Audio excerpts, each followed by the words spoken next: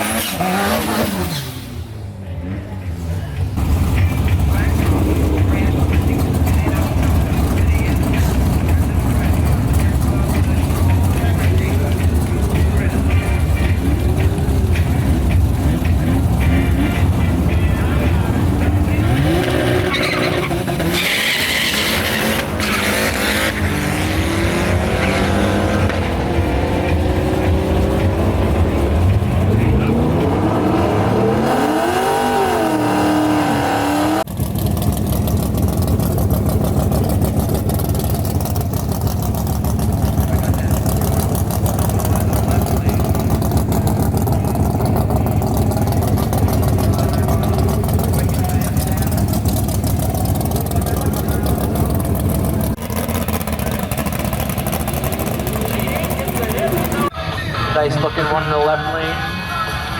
Going up against that Firebird in the right lane. Little jump.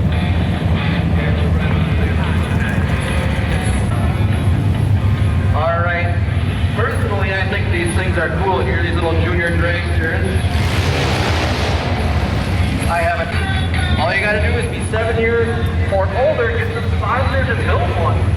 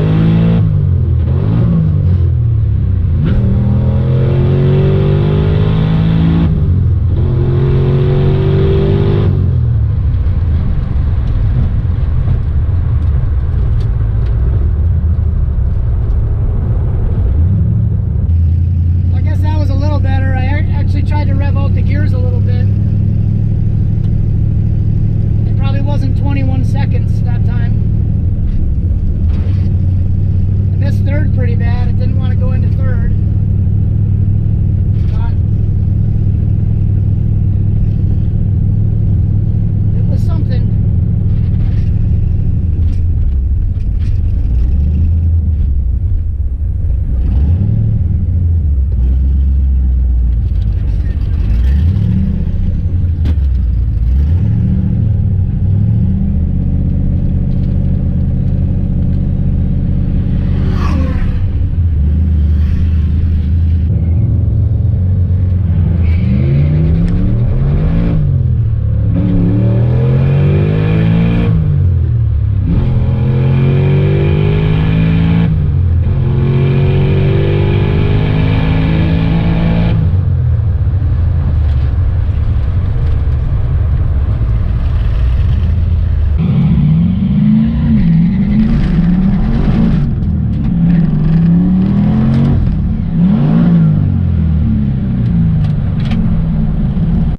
Guys, I'm going to try this again. Last time my HP Tuners cable fell out of the dash. Like I showed you guys, it was in the thing under the radio. When I shifted into second, it like jumped out onto my hand, so I like tried to throw it back out of my way and then shift into third and completely missed third.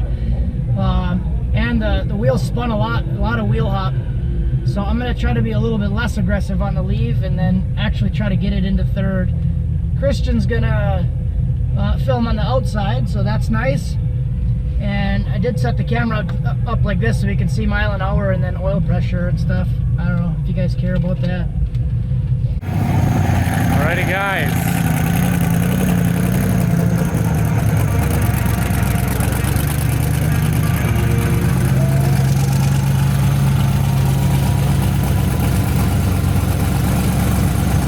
Racers, we still have a half hour left of racing. Get those daisy lanes, hot traffic. Let's get some more racing in, Willie.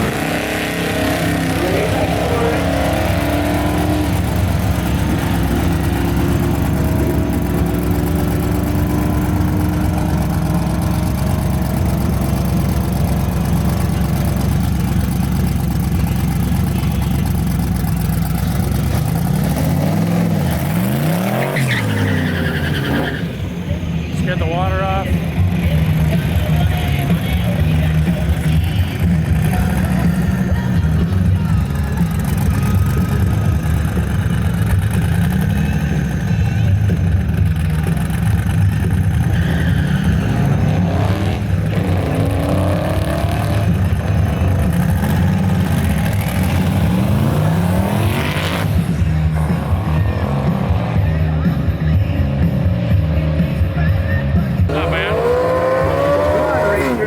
Hit all the gears, Cars so. up here and get some runs in.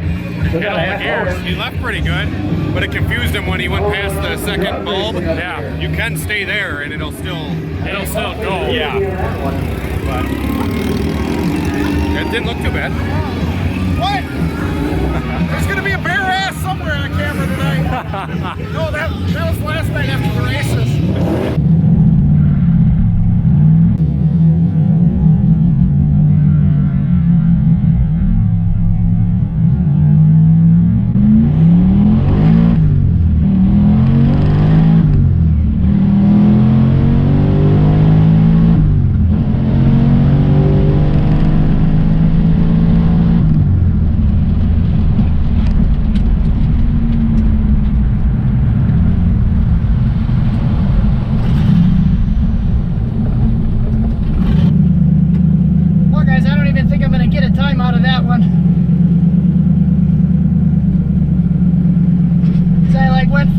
Started the bulb, I like rolled through the beam and then it started. I was trying to roll backwards. I keep messing that up too. I'm like actually rolling through the second bulb. I did that a couple other times too. But that shift didn't seem so bad. It's still a long time, it doesn't want to go in right.